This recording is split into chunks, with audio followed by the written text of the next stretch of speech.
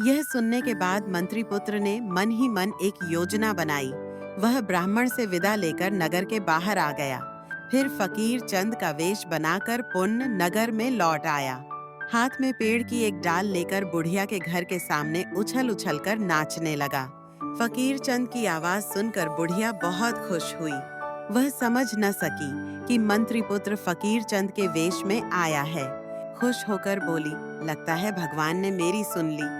बेटा, अब मुझे छोड़कर मत जाना। नहीं नहीं, यह नहीं होगा, यह नहीं होगा, नकली फकीर चंद ने कहा।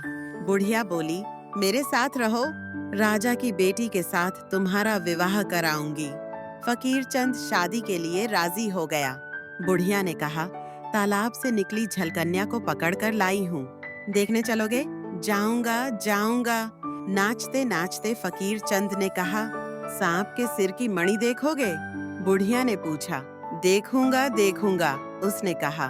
बुढ़िया ने अंटी से मणि को जैसे ही निकाला, नकली फकीर चंद ने उसे लेकर अपनी अंटी में रख लिया।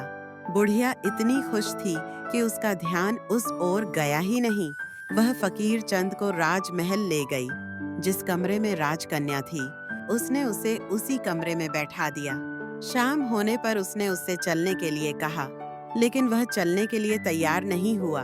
वह बहुत चीखी चिल्लाई, पर वह भी कम जिद्दी नहीं था। टस से मस नहीं हुआ। अंत में हार कर बुढ़िया पहरेदारों से उसका ख्याल रखने को कहकर अकेली लौट गई। रात में जब सब सो गए, तब मंत्री पुत्र लड़की के पास पहुंचा और उसने उसे अपना परिचय दिया। लड़की रो रो कर बोली, चाहे जैसे हो, मेरा उद्धार करो। तुम्हारे जैसा शुभ चिंतक और कौन है? मंत्री पुत्र बोला, इसीलिए तो मैं इस वेश में आया हूँ। मैं जैसा कहूँगा वैसा ही करना। आज रात ही यहाँ से भागना होगा। उसके बाद नकली फकीर चंद बार बार खिड़की से बाहर आता, उछलता, नाचता। पहले तो पहरेदार थोड़े चौकन्ने हुए, फिर उसे पागल समझकर आपस में कहने लगे, पागल है, लगता है सारी रात इसी तरह करेगा। कभी खिड़की से बाहर आएगा, कभी अंदर जाएगा। उसे ऐसा करने दो, हम लोग थोड़ा सो लेते हैं। मौका देखकर मंत्री पुत्र झलकन्या को अपनी पीठ में बांधकर खिड़की के रास्ते निकल भागा। वे उसी तालाब के किनारे पहुंचे। राजपुत्र को महल से निकालकर अपने साथ उन्हें लेकर मंत्री पुत्र जल्दी जल्दी अपने देश की ओर लौटने लगा। हाथी घोड़े सब उसने पहले ही लौटा दिए थे, अतः उन्हें पैदल ही लौटना पड़ा। पहाड़, नदी, जंगल पार करते हुए वे अपने देश की ओर बढ़ने लगे। इसी तरह कई दिन बीत गए। कोई आबादी उन्हें दिखाई नहीं पड़ी। एक विशाल बरगद के पेड़ के नीचे एक रात उसने विश्राम करने का निश्चय किया। थके होने के कारण राजपुत्र एवं उसकी पत्नी गहरी नींद में सो गई।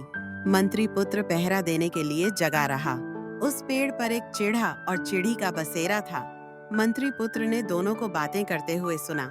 चिड़ी बोली, मंत्री पुत्र ने बहुत चालाकी से राजपुत्र और उसकी पत्नी को बचाया, लेकिन क्या वे सकुशल अपने देश पहुंच सकेंगे?